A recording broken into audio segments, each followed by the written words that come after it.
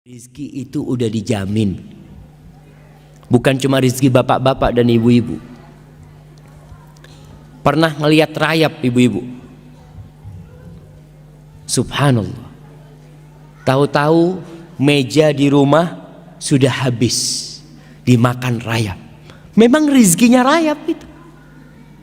Nah, Allah mengatakan di dalam surah Hud ayat 6, wa ma min dabbatin fil ardi illa 'ala Allahi rizquha wa ya'lamu mustaqarraha wa mustawda'aha kullun fi kitabim mubin. Kata Allah, dan tidak ada suatu binatang yang melata fil ard, di muka bumi ini, kecuali yang menjamin rizkinya itu Allah. Ana sering kasih contoh, ya, dengan binatang-binatang yang di hutan. Itu binatang tidak pernah sekolah, tapi bisa makan. Kalau rizki itu tergantung ilmu, berarti profesor ekonomi itu orang paling kaya. Tapi ternyata ada yang lulus SD lebih kaya dari profesor. Profesor tetap jadi dosen, ngajar, jelaskan tentang bagaimana supaya kaya, tapi dia nggak kaya-kaya. Padahal dia punya ilmunya. Yang kaya malah mahasiswanya. Lulus, buka usaha, kaya. Dosennya ya tetap sampai mati jadi dosen.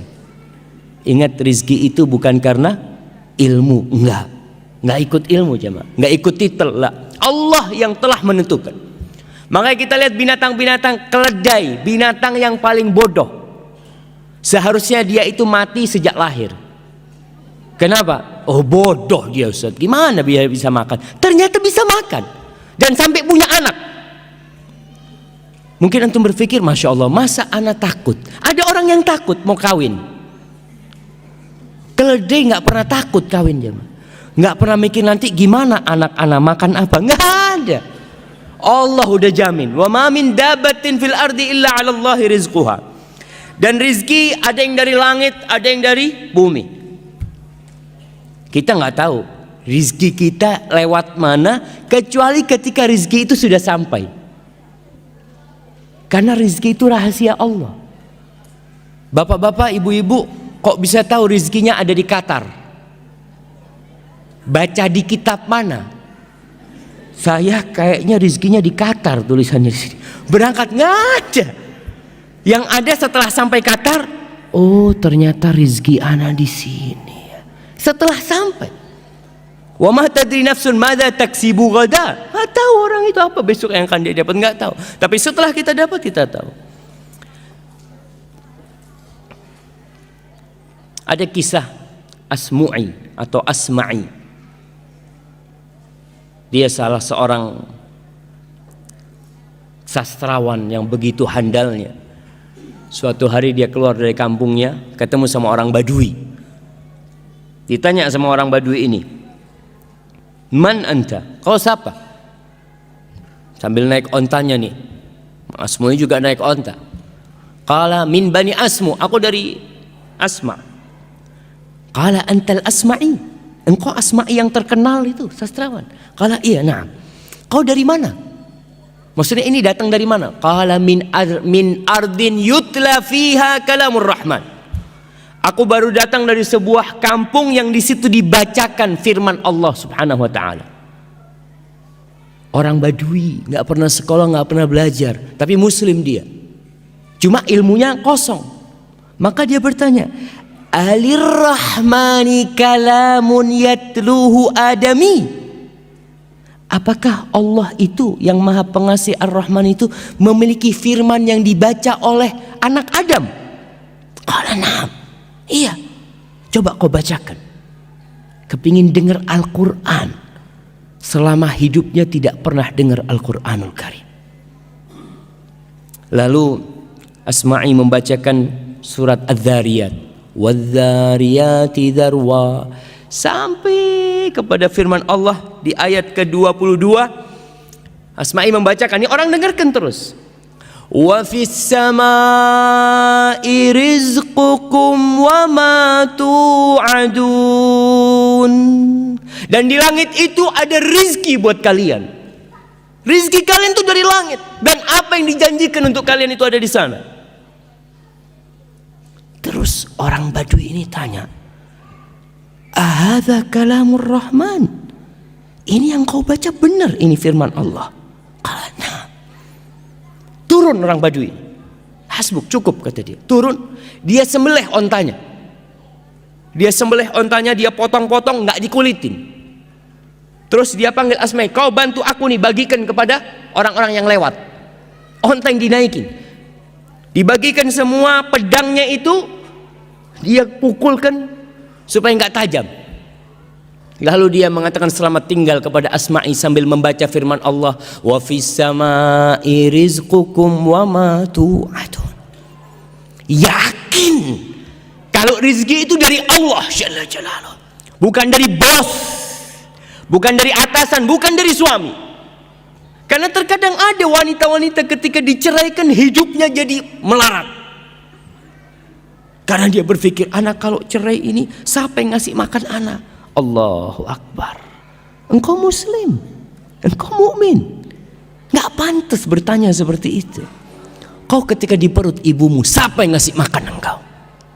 Kau belum bisa bergerak, belum bisa berdoa, belum bisa berusaha, tapi Allah sampaikan itu makanan ke dalam. Maka Badui ini pergi jamaah, meninggalkan. Kata Asma'i, ajib, kata dia, aku berulang kali baca ayat ini tapi tidak membekas di hatiku. Tapi ini orang Badui pertama kali dia dengar, langsung menumbuhkan keimanan. Dan kita tahu itu salah satu khasiat kalamullah, idza tuliyat alaihim ayatuhu zadatuhum imana wa ala rabbihim yatawakkalun. Tuh, orang-orang beriman apabila dibacakan kepadanya ayat-ayat Allah, bertambah keimanan mereka, dan mereka bertawakal kepada Allah Jalla Jalaluh. Kita kadang-kala enggak, kita baca biasa aja. Maka kita perlu belajar dari orang Badui itu. Apa yang menyebabkan keimanan itu bisa tumbuh di dalam hatinya? Maka para jamaah, rizki ada yang dari langit, ada yang dari bumi. Di surat Al-A'raf ayat 10 Allah mengatakan, walaqad makkannakum fil ardi wa ja'alna lakum fiha ma'aish. Kita telah menempatkan kalian nih, memposisikan kalian di bumi, dan kami menjadikan buat kalian penghidupan di sana, di bumi ini. Dan ingat, rizki itu telah dibagi, nggak akan tertukar. Rizki itu bukan sandal. Kadangkala kita pulang dari masjid sampai rumah, ini sandal siapa yang anak pakai? Kok kayaknya kebesaran? Rizki bukan sandal sehingga tertukar, nggak ada. Makanya nggak perlu kadangkala orang punya usaha toko, tokonya sama-sama jualan sandal. Yang satu ketika ngelihat orang datang, ini masuk ke toko yang mana nih?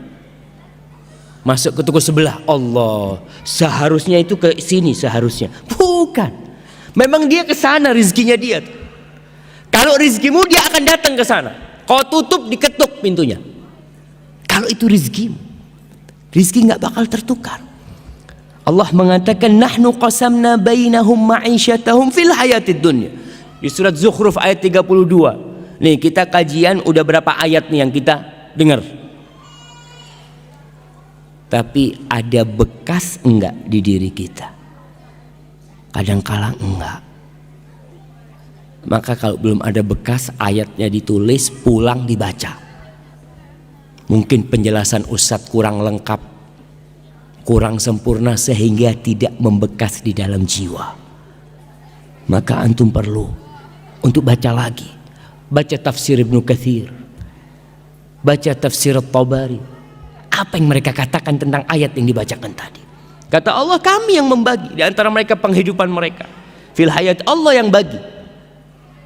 Para jamaah, kalau pembagian rezeki itu diserahkan ke Bapak Dubes umpamanya, Kira-kira antum dapat semua enggak?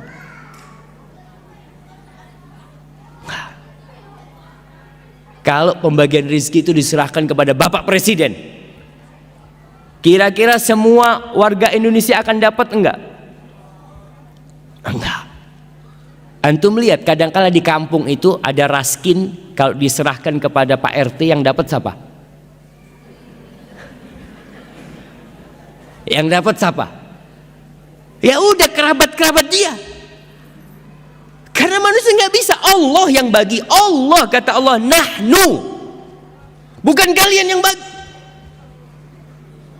Karena kita itu punya sifat kikir, punya apa, tapi Allah itu karim, Allah jawad, subhanallah.